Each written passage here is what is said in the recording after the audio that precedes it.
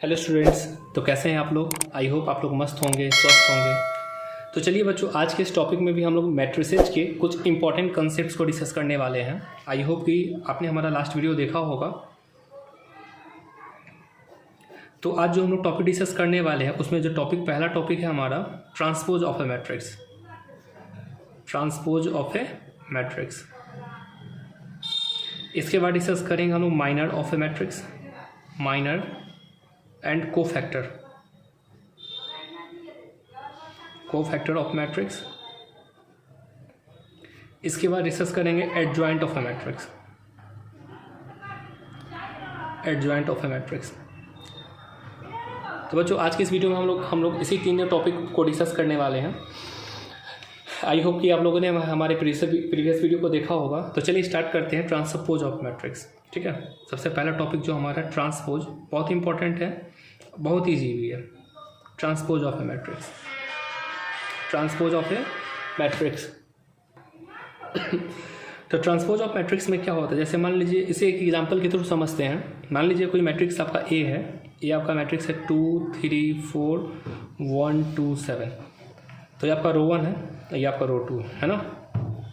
तो रो 1 को कॉलम में बदलने का प्रोसेस, मतलब अगर रो को कॉलम में इंटरचेंज कर दिए तो उसको क्या बोलेंगे? ट्रांसपोज बोलेंगे। जैसे इसका जो ट्रांसपोज है, किसी भी मैट्रिक्स का ट्रांसपोज, जैसे इस मैट्रिक्स का ट्रांसपोज ना, मान लीजिए कोई मैट्रिक्स ए है तो उसका ट्रांसपोज ए डैश से दिखाया जाएगा या ए टू दी पावर टी से दिखाया जाता है। याद रखिएगा, किसी मैट्रिक्स के ट्रांसपोज को डैश से ए डैश से दिखाते हैं या फिर ए टू दी पावर टी से दिखाते हैं। जैसे इसी मैट्रिक्स का एग्जांपल लेते हैं, तो इस मैट्रिक्स का ट्रांसपोज जो होगा, रो को कॉलम में बदल लीजिए या फिर सोया हुआ लाइन को जगा दीजिए। तो ये 2 3 4 सोया हुआ था, है ना, रो के अलॉन्ग था, इसे कॉलम के अलॉन्ग बदल दिए तो आपका यह क्या हो गया? ट्रांसपोज हो गया 1 2 7। This is called transpose of A matrix. मतलब ट्रांसपोज में यही होता है कि रो को कॉलम इंटरचेंज कर देते हैं और कॉलम ऑटोमेटिक रो में बदल जाएगा। तो बोल सकते हैं transpose is a process in which row is converted into corresponding column. First row first column में बदल जाएगा, सेकेंड रो सेकेंड कॉलम में बदल जाएगा। तो इस प्रोसेस को हम लोग क्या बोलते हैं? Transpose of A matrix. इसके प्रॉपर्टी के बारे में भी चलिए डिस्कस कर लेते हैं। Property of transpose, property of transpose of A matrix, of A matrix. इसके बारे में पहले डिस्कस कर ले बच्चों। तो इसका पहला प्रॉपर्टी, मान लीजिए कोई मैट्रिक्स ए और बी के सम का ट्रांसपोज निकालना हो, किसी मैट्रिक्स ए और बी के सम का ट्रांसपोज निकालना हो तो वो इंडिविजुअल्स के सम के ट्रांसपोज के बराबर होता है। इंडिविजुअल्स के ट्रांसपोज के सम के बराबर होता है। ठीक है, तो सम का ट्रांसपोज या इंडिविजुअल्स के ट्रांसपोज का सम करने पे हमारा जो आएगा वैल्यू क्या आएगा? सेम आएगा। Property number 1। यह सब्ट्रैक्शन के लिए भी अप्लीकेबल होता है। उसके बाद किसी भी मैट्रिक्स का 2 बार ट्रांसपोज करने पे हमें सेम मैट्रिक्स मिल जाता है। किसी भी मैट्रिक्स को देखिए, जैसे इस ए का ट्रांसपोज ये आया और इस ट्रांसपोज का अगर हम ट्रांसपोज फिर से करें, है ना, तो ये आपका हो जाएगा 2 1 3 2 4 7। आप देख सकते हैं कि फिर से हमें ए डैश के बराबर भी हो गया, है ना। तो डबल ट्रांसपोज ए के बराबर ही आ गया। तो ये हमारा प्रॉपर्टी ही है। प्रॉपर्टी नंबर 3, मान लीजिए कोई कांस्टेंट को किसी मैट्रिक्स से मल्टीप्लाई करिए और फिर उसका ट्रांसपोज निकालिए, या फिर ट्रांसपोज को आप उस कांस्टेंट से मल्टीप्लाई करिए, हमें सेम ही वैल्यू आएगा। ठीक है, उम्मीद कर रहे हैं कि आपको समझ में आ रहा होगा। Property number 4, A into B का ट्रांसपोज जो होता है वह B transpose into A transpose के बराबर होता है, और इसे हम लोग रिवर्सल लॉ भी कहते हैं। याद रखिएगा, रिवर्सल लॉ, इसे क्या कहते हैं? रिवर्सल लॉ भी कहते हैं। बहुत इंपॉर्टेंट है ये भी, कि ए इंटू बी का जो ट्रांसपोज होगा वह B transpose into A transpose के बराबर होगा। उम्मीद कर रहे हैं कि आपको समझ में आ गया होगा। तो चलिए इसमें से हम लोग किसी भी कुछ एग्जांपल्स को देख लें ताकि आपका कंसेप्ट और भी क्लियर हो जाए। तो क्वेश्चन आपका कुछ इस प्रकार है। मान लीजिए एक कोई मैट्रिक्स है 2 3 1 4, कोई मैट्रिक्स बी है 1 3 2 4। ठीक है, 2 14 कर दे रहे हैं। ठीक है, अब आपको प्रूफ करना है, proof that A plus B का जो ट्रांसपोज होगा वह A transpose plus B transpose के बराबर होगा। इसे प्रूफ करना है। तो चलिए इसे देखते हैं। तो आपको गिवन सबसे पहले बच्चों क्या दिया हुआ है? गिवन है आपका ए, मैट्रिक्स ए गिवन है, जो आपको दिया है 2 3 1 4। तो जब हम इसका ट्रांसपोज करेंगे तो हमारा क्या आ जाएगा? 2 यहाँ आ जाएगा, 3 यहाँ आ जाएगा, 1 यहाँ आ जाएगा, 4 यहाँ आ जाएगा। ठीक है। बी मैट्रिक्स क्या दिया हुआ 1 3 2 14, तो इसका ट्रांसपोज करेंगे तो हमारा क्या आ जाएगा 1 यहाँ आ जाएगा, 3 यहाँ आ जाएगा, 2 14 यहाँ पे आ जाएगा। अब हम लोग चलिए गिवन स्टेटमेंट आपका क्या है, गिवन एक्सप्रेशन है ए प्लस बी का जो ट्रांसपोज है वह A transpose plus B transpose के बराबर करना है। तो आप LHS लेते हैं, LHS में हमारा ए प्लस बी का ट्रांसपोज दिखाना है ना। तो ए प्लस बी, ए क्या है आपका 2 3 1 4 और बी क्या है आपका 1 3 2 14। जोड़ने पे आपका आ जाएगा 2 1 3 हो जाएगा, 3 3 6 हो जाएगा, 1 2 3 हो जाएगा, 4 14 18 हो जाएगा। अब 18 का ट्रांसपोज अगर हम करते हैं तो हमारा क्या आ जाएगा 3 आ जाएगा, 6 आ जाएगा, 3 आ जाएगा और 18 आ जाएगा। ठीक है। तो ये हमारा LHS का एक्सप्रेशन आ गया। अब हम लोग RHS को देखते हैं। RHS में आपका ए का ट्रांसपोज प्लस बी के ट्रांसपोज के बराबर दिखाना है ना। तो RHS ए का ट्रांसपोज प्लस बी का ट्रांसपोज, तो ए का ट्रांसपोज तो आपको हमने ऑलरेडी निकाल लिया 2 1 3 4, और बी का ट्रांसपोज है 1 2 3 14। तो इसको जोड़ने पे हमें क्या मिल जाएगा 3 3 6 18। आप देख सकते हैं सम इक्वेशन 1 और 2 से, है ना, from equation 1 and 2, from equation 1 and 2 दोनों बराबर हैं। तो कहने का मतलब है कि ए प्लस बी का जो ट्रांसपोज होगा वह ए का ट्रांसपोज और बी के ट्रांसपोज के सम के बराबर होगा। उम्मीद कर रहे हैं कि आपको समझ में आ गया होगा।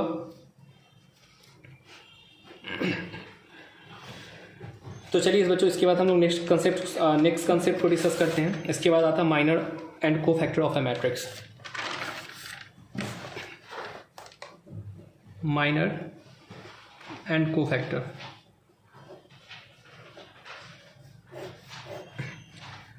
तो मान लीजिए सबसे पहले माइनर और को फैक्टर किसी स्क्वायर मैट्रिक्स को का ही निकाला जाता है। ठीक है, माइनर या को फैक्टर किसी स्क्वायर मैट्रिक्स का ही निकाला जाता है।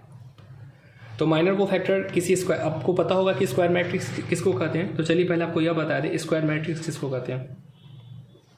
स्क्वायर मैट्रिक्स तो एक ऐसा मैट्रिक्स जिसमें number of row and number of column equal हो। नहीं, a matrix in which equal number of row and column. कहने का मतलब है कि अगर एक रो है तो एक ही कॉलम होना चाहिए, 2 रो है तो 2 ही कॉलम होना चाहिए, 3 रो है तो 3 ही कॉलम होना चाहिए। जैसे देखिए यहाँ एक रो है एक कॉलम है ना, 2 3 4 5। आप देख सकते हैं यहाँ पे भी 2 रो है 2 कॉलम है, तो आपका स्क्वायर मैट्रिक्स हो जाएगा 3 4 1 2 3 4 5 6 7। आप देख सकते हैं कि यहाँ पे 3 रो है 3 कॉलम है, 3 रो है ना, 3 कॉलम है। तो ये सारे हमारे स्क्वायर मैट्रिक्स के एग्जाम्पल है। तो माइनर और को फैक्टर स्क्वायर मैट्रिक्स के एलिमेंट्स का ही निकाला जाता है। ठीक है, याद रखिएगा। तो पहले सीखते हैं माइनर के बारे में। तो माइनर को सीखने से पहले ना आपको हाइड एंड सीक भी आना चाहिए। Hide and seek I hope कि आप लोगों ने बच्चों में खेला होगा। लुका छुपी बहुत ही फेमस गेम है बिहार का। हमें तो पर्सनली खेलने में बहुत मज़ा आता था, और अभी भी मौका मिले खेलने के लिए हाइड एंड सीक तो ज़रूर खेलेंगे हम। कमेंट में ज़रूर बताइएगा हमें कि आपको हाइड एंड सीक खेलना अच्छा लगता है या नहीं। तो चलिए बच्चों देखते हैं, एक मैट्रिक्स ए लेते हैं 3 2 5 1 2 3 4 2 6 आपका एक मैट्रिक्स है। ठीक है, अब हम इस मैट्रिक्स के सारे एलिमेंट्स का माइनर फाइंड कर सकते हैं। ठीक है, अब माइनर्स के लिए क्या करना होगा, मान लीजिए कि आपको इस एलिमेंट का माइनर निकालना है 3 का, है ना। तो इसके लिए आप क्या करेंगे, पहले M11 को हाइड करिएगा, है ना। मतलब क्या, फर्स्ट रो है ना, पहला वाला रो को इंडिकेट करता है 1 और दूसरा 1 जो है कॉलम को इंडिकेट करता है। तो आपको फर्स्ट रो और फर्स्ट कॉलम को हाइड कर लेना होगा, है ना। First row and first column को हाइड करना होगा। तो क्या बचेगा, 2 3 2 6 बचाना, 2 3 2 6 बचेगा। अब इसको मल्टीप्लाई करना, 2 6 12 3 2 6। आपका इसका माइनर M11 का माइनर हो जाएगा 6। उसी तरीके से हम लोग M12 का भी माइनर फाइंड कर सकते हैं। M12 का माइनर क्या होगा, पहले फर्स्ट रो सेकेंड कॉलम को हाइड करिए, है ना। तो क्या बचेगा आपको, फर्स्ट रो सेकेंड कॉलम को हाइड करेंगे तो क्या बचा, 1 4 3 6 बचा ना। फर्स्ट रो सेकेंड कॉलम 1 4 3 6 बचेगा। तो 6 1 जा 6 माइनस 3 4 जा 12, आपका माइनर -6 हो जाएगा, है ना। उसके बाद आप M13 का भी माइनर फाइंड कर सकते हैं। M13 का मतलब होता है फर्स्ट रो थर्ड कॉलम, तो फर्स्ट रो थर्ड कॉलम को हाइड करेंगे तो क्या आ जाएगा 1 2 2 4, है ना। क्या बचेगा 1 2 4 2, सॉरी ये बच रहा है ना 1 2 4 2, तो ये हो जाएगा 2 -8 -6। यहाँ भी हमारा माइनर -6 आ गया। माइनर कुछ भी हो सकता है, माइनर सेम कोइंसिडेंस है कि हमारा माइनर सेम आया, परंतु माइनर कुछ भी हो सकता है। अगला हम लोग निकालते हैं M21। M21 का मतलब सेकेंड रो, है ना, सेकेंड रो और फर्स्ट कॉलम का माइनर। तो सेकेंड रो फर्स्ट कॉलम का माइनर क्या हो जाएगा 2 5 2 6, है ना, 2 5 2 6। देखिए सेकेंड रो को और फर्स्ट रो को हाइड कर लेंगे तो बचा 2 5 2 6। आई होप आपको अच्छे से दिख रहा होगा 2 5 2 6। तो मल्टीप्लाई करिए 2 6 जा 12, 2 5 जा 10, आपका यह 2 हो जाएगा। इसके बाद निकालेंगे M22। M22 के लिए क्या होगा सेकेंड रो और सेकेंड कॉलम को हाइड करिए तो क्या बचेगा 3 4 बचेगा, है ना, और 5 6 बचेगा। 3 4 5 6, ये हो जाएगा 3 6 जा 18, 5 4 जा 20, -2।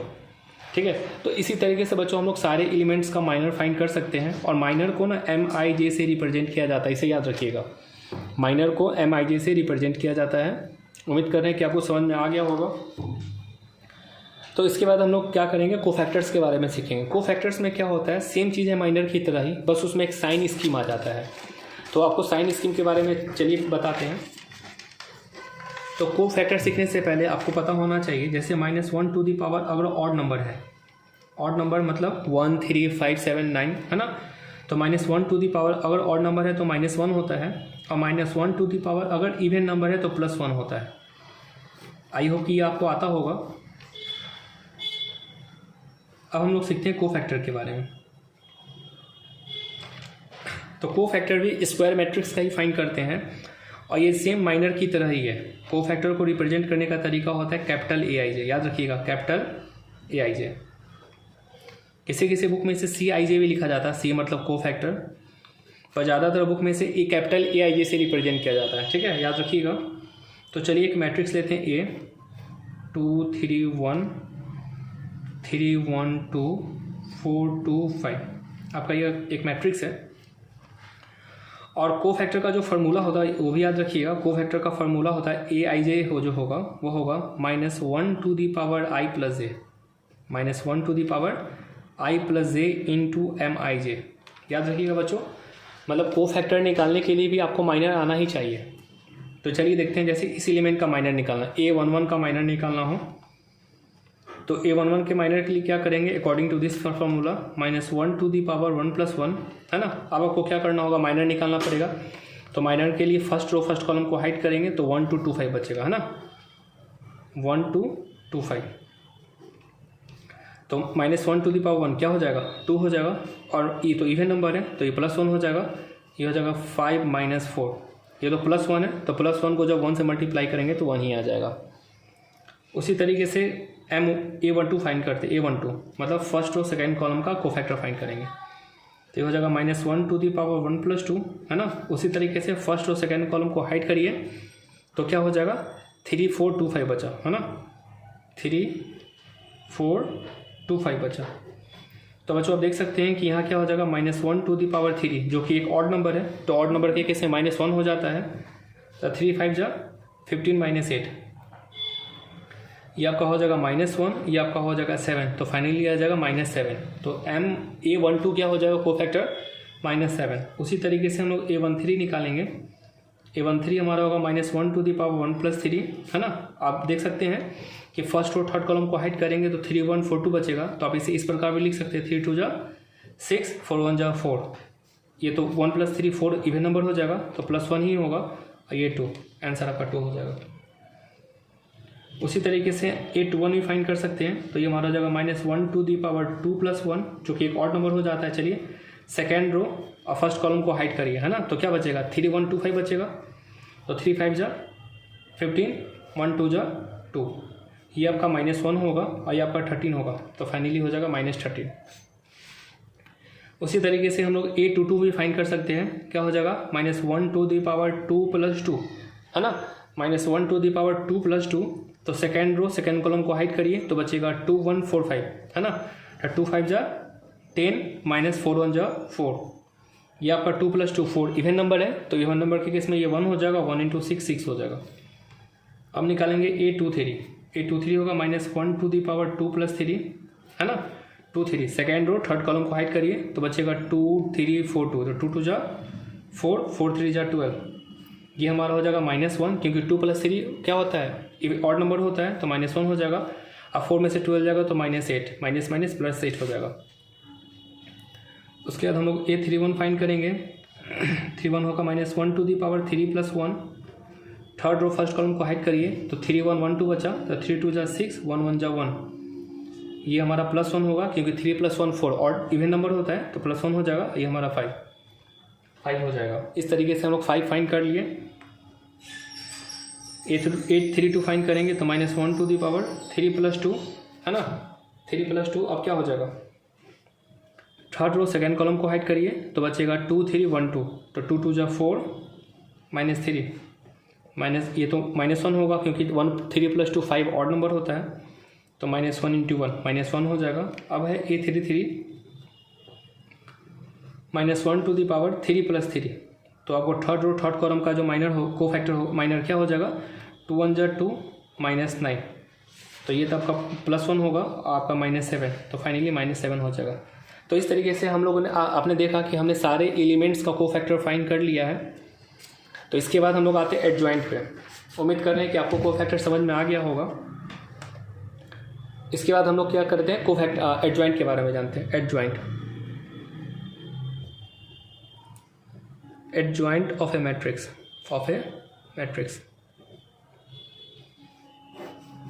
तो एडजॉइंट के लिए पहले हम कुछ स्टेप्स को देख ले बच्चों। स्टेप्स में हम स्टेप 1 हमारा क्या होगा कि सबसे पहले जो भी मैट्रिक्स आपको दिया रहेगा ना, उसके सारे एलिमेंट्स का कोफैक्टर फाइंड करना होगा, ठीक है। तो पहला स्टेप हमारा find cofactor of all elements of given matrix, step 1 हमारा यही है। जैसे मान लीजिए कि आपका ये मैट्रिक्स ए है ना, तो इस मैट्रिक्स का अगर एडजॉइंट फाइंड करना होता तो स्टेप 1 में क्या करते हैं, सारे एलिमेंट्स का कोफैक्टर फाइंड करते हैं। स्टेप 2 में हमारा क्या होगा, देखिए स्टेप 2 में हमारा होगा कि make a new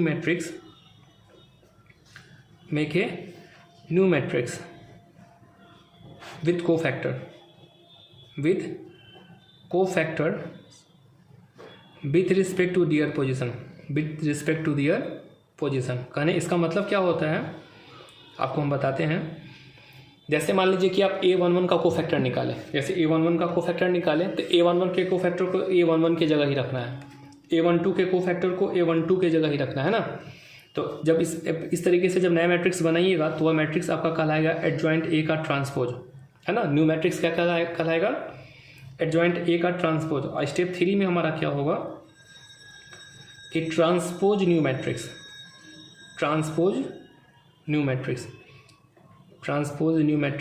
this is adjoint of matrix. यह जो हमारा होगा क्या कहलाएगा, एडजॉइंट ए, ठीक है। एडजॉइंट को शॉर्टकट में हम ए लिख देते हैं, इसका मतलब होता है एडजॉइंट ए।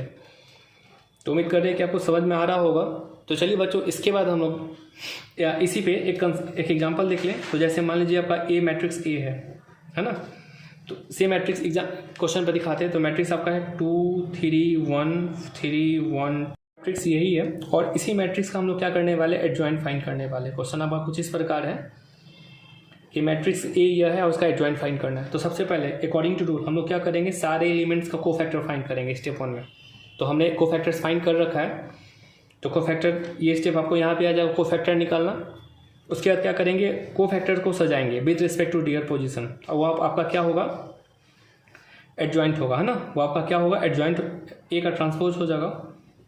तो चलिए सजाते हैं। जैसे आप a11 का कोफैक्टर निकाले थे, तो a11 का कोफैक्टर हमारा आया था 1, a12 का कोफैक्टर निकाले थे हमारा आया था -7, है ना। a13 का कोफैक्टर निकाले थे हमारा आया था 2, a21 का कोफैक्टर -13 आया था, 22 का कोफैक्टर 6 आया था, 23 का कोफैक्टर 8 आया था, 5 आया था 31 का, -1 और -7। ये आपका स्टेप 2 हो गया, है ना। This is the step 2। Step 3 में हम लोग क्या करते हैं, इस मैट्रिक्स का ट्रांसपोज कर देंगे। तो दैट इज एडजॉइंट ए, तो हो जाएगा 1 -7 2 -13 6 8 5 -1 -7। तो this is adjoint. I hope कि आपको अच्छे से समझ में आ रहा होगा। तो इस मैट्रिक्स से हम लोगों ने ट्रांसपोज कर दिया और हमारा क्या आ गया, एडजॉइंट आ गया। तो इस तरीके से हम लोग किसी भी मैट्रिक्स से एडजॉइंट फाइंड कर सकते हैं। आई होप कि आपको हमारा वीडियो अच्छा लगा होगा। तो बच्चों, आज के वीडियो में हम लोगों ने क्या क्या डिस्कस किया? आज के वीडियो में हम लोगों ने डिस्कस किया transpose of a matrix, minor and cofactor of a matrix, adjoint of a matrix. ठीक है। उसके अलावा हम लोगों ने प्रॉपर्टी ऑफ ट्रांसपोज के बारे में भी देखा, उन पर बेस्ड एग्जांपल्स देखें, माइनर कोफैक्टर्स देखें, उसके माइनर कोफैक्टर कैसे निकाले जाते हैं यह बताया हमने आपको, कोफैक्टर बताया। ठीक है। कोफैक्टर के किसी मैट्रिक्स से सारे एलिमेंट्स का कोफैक्टर कैसे निकालते हैं ये बताया। एडजॉइंट का जो प्रोसेस होता है स्टेप बाय स्टेप हमने बताया, और एडजॉइंट कैसे निकालते हैं ये भी बताया। तो आज की इस वीडियो में इतना ही। नेक्स्ट वीडियो में हम लोग फिर न्यू कॉन्सेप्ट के साथ मिलते हैं। तब तक के लिए बाय।